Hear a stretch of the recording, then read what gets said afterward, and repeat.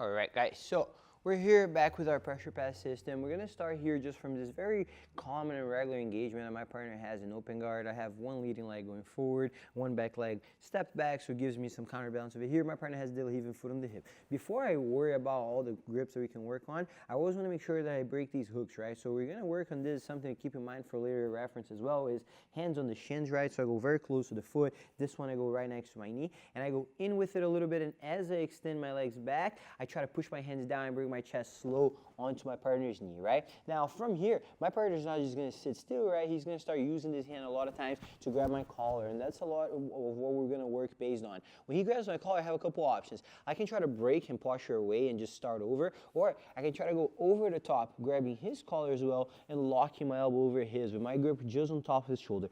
This makes his grip a little bit weaker and harder to move me, and it also gives me a really good control in trying to pull him in and press down in case I need to. As he tries to move me around, I can use this to bounce off, right? Now, on this right side, I'm gonna go from just posing and pushing the shin down to getting a strong 4 fingers grip. When I get this 4 fingers grip over here, not only it's gonna really help me to step in and press my hand down onto that side to expose his hip on this direction, which is what I'm looking for, but it makes it really hard to break because right now we're waiting on me out of reaction to let go of my pants and reach on my sleeve so we can move. But let's say that he did that already, he grabbed my sleeve and I didn't pass.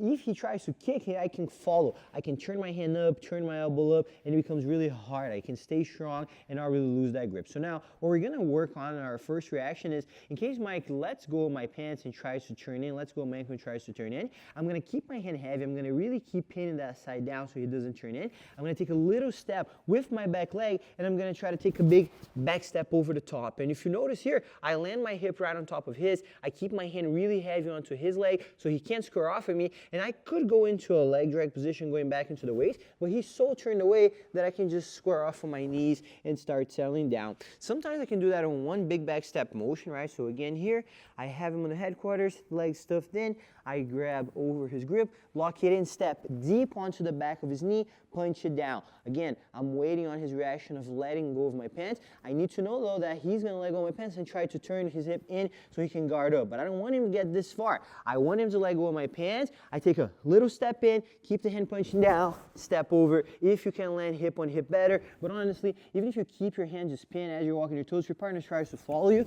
you can quickly go around and start settling down. So it'd be very hard for him to turn in if you're really forcing the legs the other way and the hips exposed to that other side.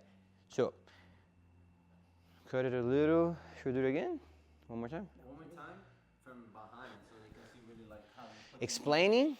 Just talking again? or just be like, okay guys, one more time from behind so you guys Like can see us facing there? facing that way so they can see how you try to put the knee in, you know? Okay, or maybe better, let's do all angles then.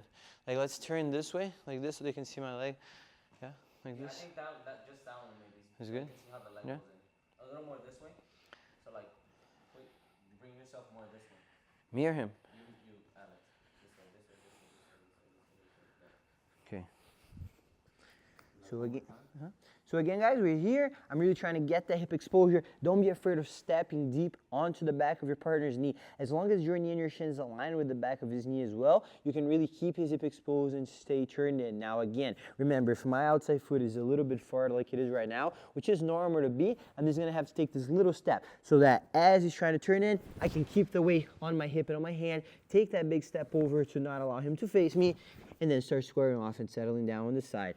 Again, that grip can stay for a little bit longer after you pass, so it prevents him from coming in, or you can let go and start getting on the waist. And even that back step doesn't need to be always necessarily one big step over. Sometimes you can do it slower because, again, he can be trying to keep me with his hook. So as long as your leg is free, you can keep walking, taking some steps around to clear and pass to that side. It's just really important to stay true to the concept of punching that outside leg away and using the collar grip to balance yourself. Sometimes you're going to be pulling more, sometimes you're going to be framing and posting a little bit to keep your balance.